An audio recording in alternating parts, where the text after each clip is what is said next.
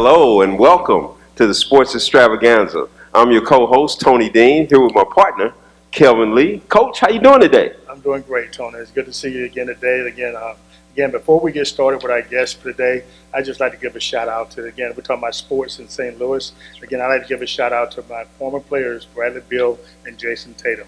Again, making the Olympic team and making St. Louis proud. And again, just the fact that I had a major role in the development of those kids when they were coming up through high school, which is tremendous. Again, I just wanted to put a shout out to those two guys. But again, if you think last week was great, this week, today is going to be unbelievable with the guests that we have today. So my Floyd Irons, again, people always thought that Floyd Irons and I didn't have a relationship.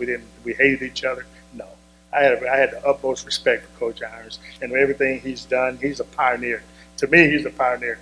He led the way. He paved the way for a lot of young coaches that are coaching today.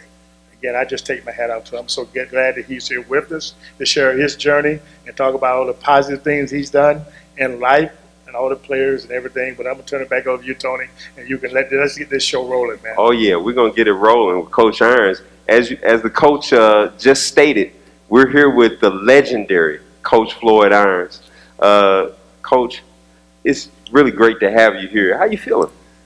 Great. Real good. I appreciate you all inviting me. I like to kind of piggyback off of Kevin over there and say that I know you're proud, just chest sticking out. You should be. You know, you did a great job with helping those two young men, Bradley Beal and Jason Tatum. Yes. You know, a lot of people forget that if it wasn't for you over there or at Chaminade, you know, I always say, well, where they come from, they came from Chaminade. I never mentioned Kevin's name, but, you know, we all know. We all know what you did, and I'm sure that they, in the long run, let you know how much they appreciate it. Thank you, Coach. Yeah. Appreciate it. And speaking of knowing what you did, you did a lot at Vashon. 32 years as coach. 35. 35, forgive me. 35. That's right, you came back again. That's right, it's 35. 35. And 10 state championships. Right. 10. You know, and I don't care what Misha says. I don't care what anybody says. You on the sideline coaching those teams, all 10 of those state championships, you were a part of, Coach. And what's the most special thing about maybe the first championship, the very first one you got? How did you feel getting that first championship under your belt? Well, it felt like a load off your back because then you know, most of us who coach, you know, we don't necessarily coach for championships, but when you're given an opportunity, you know, we want to win, and I know how Kevin is, and I know I am. I'm very competitive, and if you put all the time and effort at the end of the season, you want, you know, rewards for what you've done, for all that hard work, and the kids too. So to win one, you know, you tell a lot of people say, well, I wasn't in it for winning championships. Well, I was. I'm not going to tell you I was not. If I'm a coach and if I'm going to be there, I might as well take advantage of the rewards in the end. So it's you can ask those coaches who have not won one, and ask the ones who have won one or two or several. They'll always say, "Hey, it's gratifying." Well, what I would say is that you were destined to win. And the reason why I say that you were destined to win, you were always a winner. I mean, you're a graduate of Vashon, and basically what you did, you were the first scholar athlete of the year named by the Post-Dispatch from Vashon. You did your homework. Oh, yes, sir. I do that. Yes, sir. and basically after graduating from Vashon, you go on to Langston University, and you're a scorer. I mean, you're a scorer. And basically you come back to St. Louis, return to your high school alma mater. You return there as a teacher, assistant principal. I mean, you've done it all at Vashon. That's what I didn't know about him. I want to hear about it. He's done it all. You know, when I went off to school, yes, like I said, you've done your homework. And I'm a product of the St. Louis Public Schools. That's first. And I'm very proud product of the St. Louis Public Schools because I feel like if it wasn't for Vashon, there wouldn't be no Floyd Irons. Yes, you know, when I went to Vashon, you know, I didn't know anything other than being a high school student at Vashon, and I always felt like the teachers at Vashon cared for not only me, but every student in the building.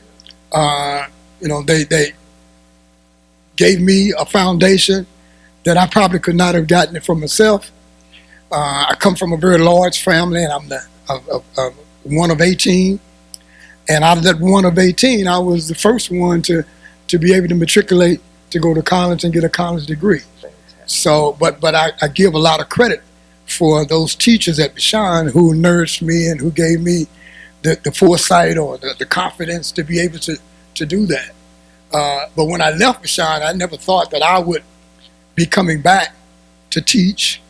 I had a lot of different things in my mind. First of all, I just knew I wanted to go to college. I don't care what it was going to take, I was going to get there. That's right. I was going to be able to enjoy that experience or see what it's like going to college.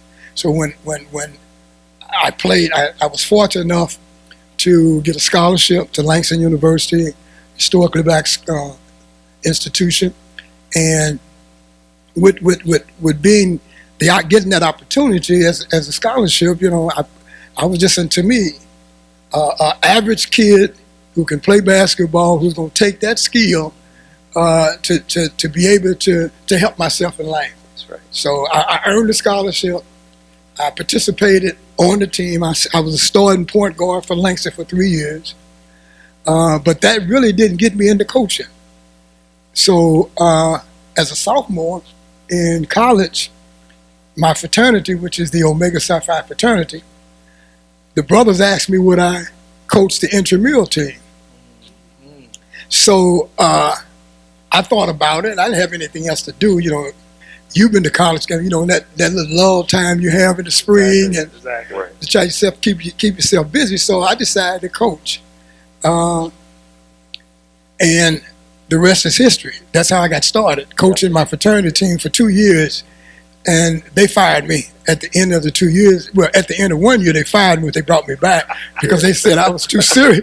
They wanted that competitiveness was already showing. They wanted, all they wanted to do was compete and play. They didn't want to practice. I had them practice, and I had them coming. So they figured that out. I said, "There's no way." But next year, they told me, "Hey, we found somebody else who can come and cheer for us." But that's what we find out, Coach. That's how a fire gets lit. Exactly. And a fire got lit. That was my fire to get to that portion. I knew that and a lot of people don't want to admit it, that I was not going to be a professional basketball player. Basketball skill-wise had gotten me to where I might not have gotten at some point, but I was there. So I understood that. But I wanted to stay around the game. I wanted to be a part of the game. And, give my contribution or to get back to me being, I just want to be there. I wanted some kind of way, an official, and going into sports medicine, going into something.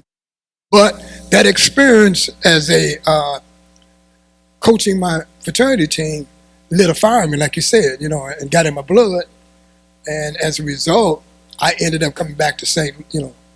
Louis after graduating, but still didn't have any idea I'm be coaching at Vashon or staying here, because I had received a fellowship at the University of Oklahoma to work on my doctorate, and it was in urban planning.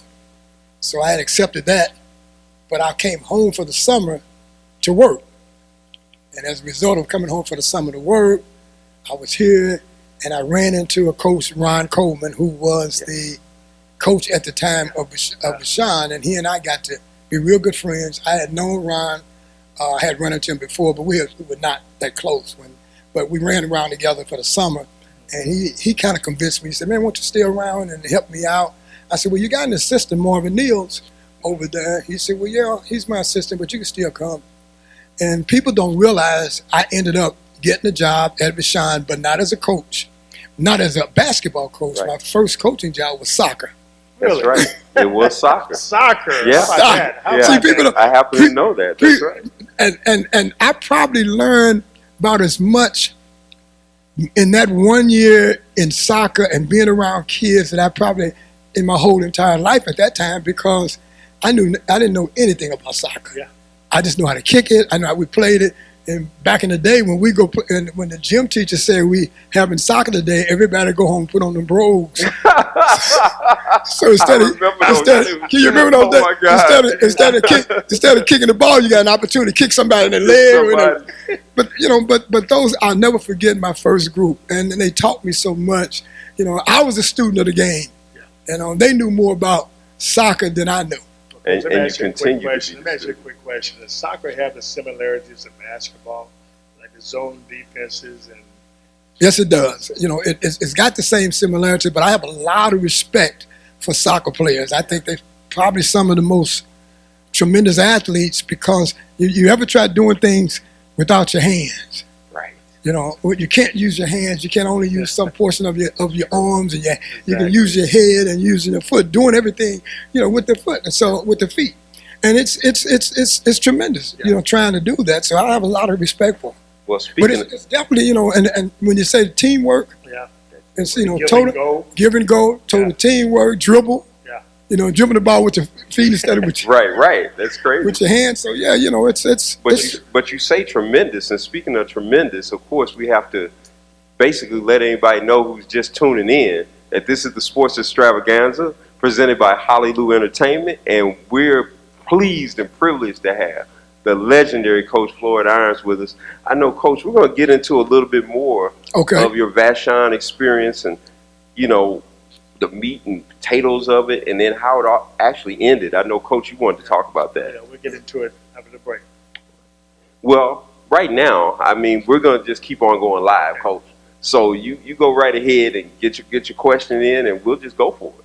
Hey, Coach, tell us a little bit about, again, your experience as a coach and your winning and how you got started winning. Just tell us about your experience just coming through it. Well, I want to give credit too for my high school basketball coach. When I was a junior, I started for Vashon basketball team, and I remember when he gave me the ball and said, because we had a point guard who was a shooting point guard and who didn't like passing the ball, but he never saw a shot he didn't like.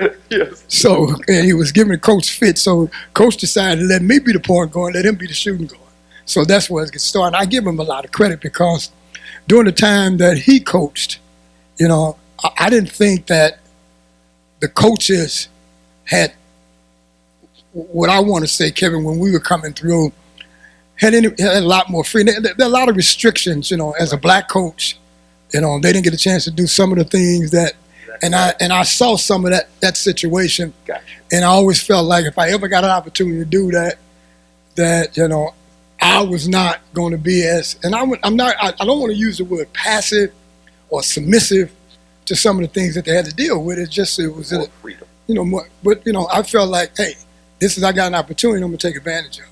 So it was a given when I got the opportunity to coach at Vashon, when Ron said he was moving on, and I got that opportunity. And I got the opportunity because two things. Ron was moving on, and then they were not going to give the job to Marvin Neals for whatever reason, I don't know. Right. But Marvin decided to go to Soda, and it was a good fit for him. So Yes, he moved. no doubt. So that opened the door for me to become. And I always felt like that. I wanted to make Vashon basketball a household name. There were a number of things that we had black eyes, not only Vashon, but in the inner city period, that people didn't think that basketball was being played, but they forgot about the history of the St. Louis public schools. Right, that's right. And the number of teams and how strong that league was.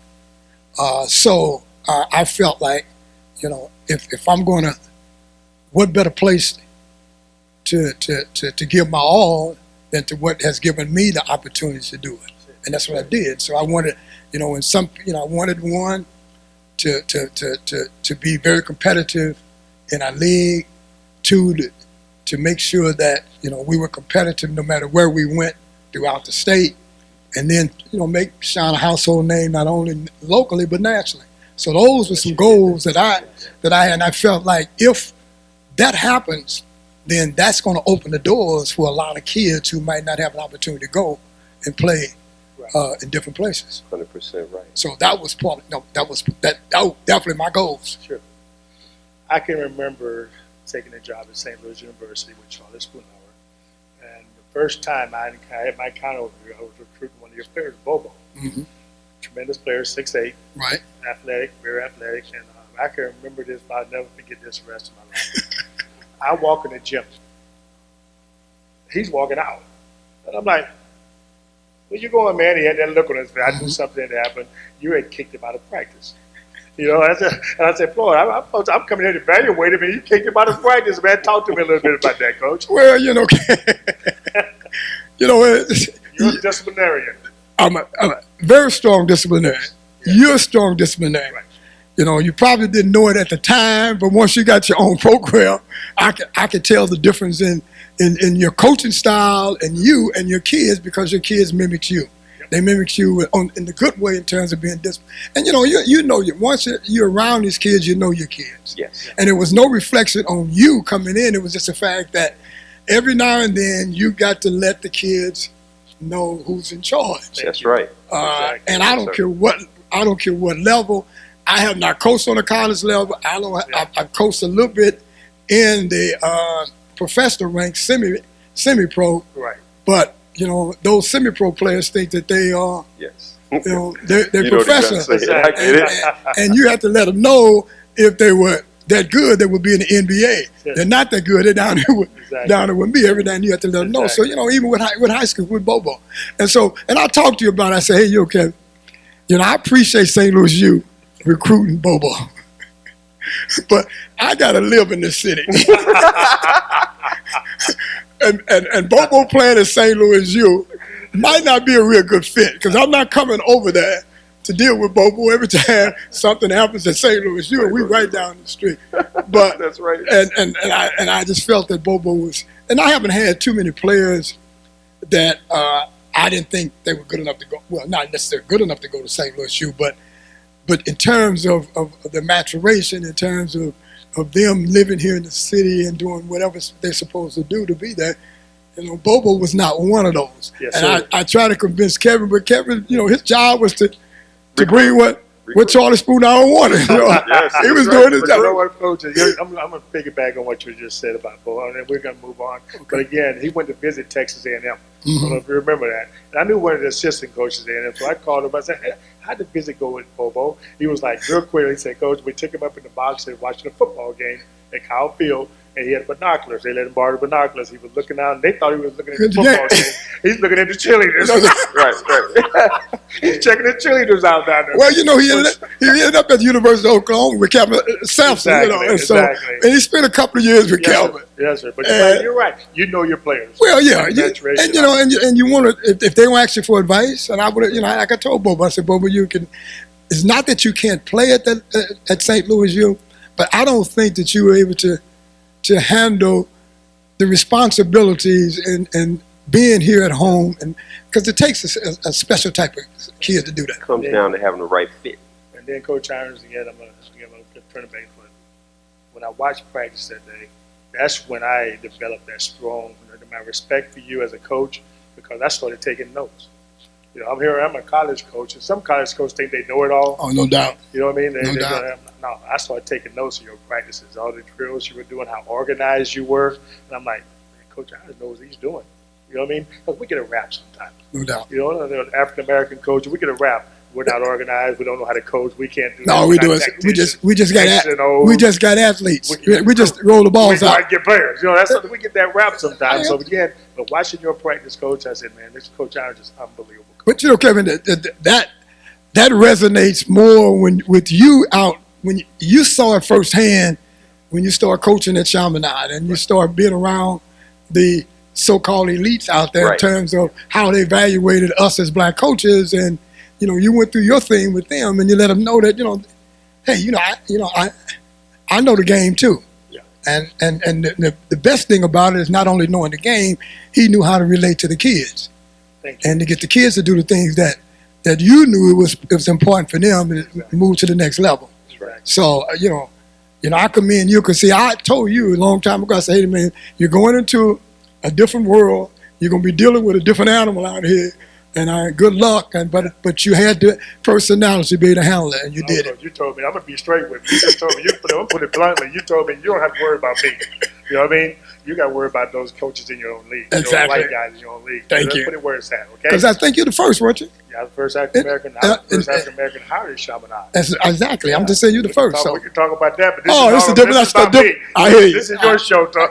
Yeah, but I love this. I no just doubt. just listening to you but guys. I respected and I understood what he was dealing with, but better him than me. Well, the one thing that I respected always in watching you coach, I felt like whatever was happening in the game, in my opinion, you were the king of adjustments. You would adjust to whatever was going on, and I used to love that about you. I would say that to my friends, whatever, who would be with me, because they wouldn't understand how this has changed, that's changed. No, he made an adjustment. Watch this. I love it. Every time you guys came out of timeouts, sometimes you would throw something different at the opposition, and they would not be ready for it. Well, I was a student of the game. I did like Kevin did. I didn't do a lot of scouting other opponents, but I got certain things that I needed to help me prepare for the opponents. I always felt more about what we could do on the court, and if we did what we're supposed to do, and I used to tell my kids all the time, I'm going to make our practice sessions so hard, so disciplined, that once the game is just going to be going through the motion for a lot of it. I did that, but you got to have the players. You got to make sure the players are there. You got to make sure the practice sessions are what you say they're going to be. And I appreciate you saying that. And I was a stickler for my kids not surprising me on the court. If you didn't try something in practice, that's where I get my surprises at. Don't do it on the floor. Don't try to do something you can't do basically on the court. So if I haven't seen it, I don't want to see it for the first time hitting that court. So and we talk about kids, and kids, once they buy into what you're trying to teach them, you got them. And I felt like my program, because I had come from Vashon, was something I wanted my kids to know, that this is a family deal. You all extension of my family. I saw that with Coach over here. You're extension of the family. And, long after this is over with and you're going down, you're going to be talking about being a part of the family. You're still part of the family. And that's something you can't take away. You talk about the 10 titles. Well, they're great. But much more greater is the fact that I developed a friendship, a lifetime relationship. He can talk about, I'm sure every time Jason and Bill Bradley come home, I'm sure they reach out to you. Yep. And relationships. That's a big part of building any type of program. And I'm glad my son, if nothing else, has taken that little bit of part of me by developing his own family. That's right. His own kids, and getting to, you're not, as a coach, we're not their friends. No, they don't like us every day. But, at that time, they might, we're parents, exactly. we're taking on all types of roles. And my roles were a little different from his role, I dealt with a lot of one-parent homes, sure. And that's an adventure within itself. Then, when you look at it, he had maybe two parents at home, but not only was he coaching the kid, but he had to deal with the two parents. I had to fight one parent. Fight two. You got two. And the dad is what it worse. Amen, brother. Oh, my God. Dad is what it worse, man. Now, speaking of family, too, now you talk about family. I know this is going to be hard because besides the first championship, you had 10 babies, you might say, all together. Mm-hmm. Is there any way you can pick out what's your favorite championship? Well, my favorite championship, and is one I won in 1983. Now, my other players, they will all tell you, Coach, we the best. I didn't say which team was the best team, because I get that all the time, too. Or which player was the best player. I know you get that. Is Brandon better than Jason? Or there's a total difference. As coaches, I know I stay away from the fact that naming a player as my best player, because you never live it down. But my my favorite team was the one that people probably never thought that we were going to win, was 1983. And see, in 1983 was a very pivotal year for me. I started coaching in 74. I had made it to the Final Four 3 times prior to me winning one from 74 to 83. And in 1983, we had just come off a third place win in Columbia.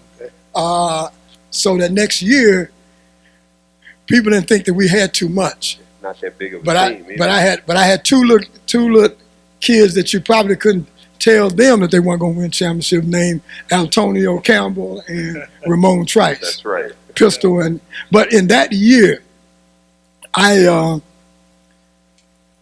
principal came to me and said, hey, no, I told the principal, I said, I really would like to get out of the classroom because I think I can do more for the school, being more visible in a different role than just in the classroom.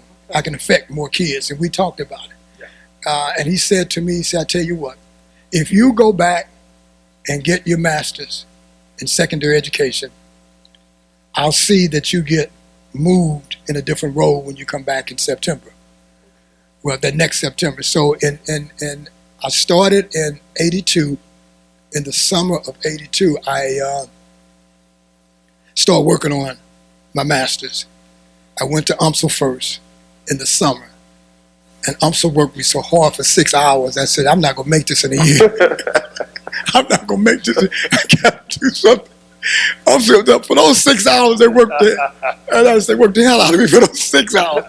But I ended up changing I changed from UMSL to go to Northeast Missouri State. Okay. And they had a pilot program here in St. Louis, so I took some hours there. But to make the long story short, I started working on my master's in 82. In the fall, in March of 83, we won our first title. My first title, with the group that nobody thought we was going to win it. In August of 83, I got my master's in that 1 year. And I'm going doing all this now and still coaching. And in December the 19th, we had just got back from Kentucky on a trip. And I made it home just in time for my wife to go to the hospital for me to have my son, Antonio.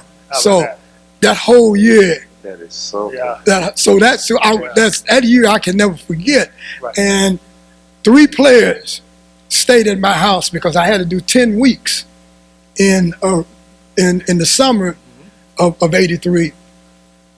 Shotgun, Pistol, and Mouse Collins. Yeah. Stayed at my house, rotated, stayed with my wife. Right? Yeah, they stayed while I stayed up for 10 weeks up in. That's true. So that's That's truly family. We could just go on and on with that. But so I have to remember that that was probably the best year, the pivotal year. But so after that, everything started falling in place. I hate to stop this, but we have got to wrap it up. The Sports Extravaganza here with legendary Coach Floyd Irons. Thank you for being with us, Coach. Hey man, I appreciate you having me too. I got one question. You got one quick question? One quick question. One more quick question. Go for it. The best player you ever coached?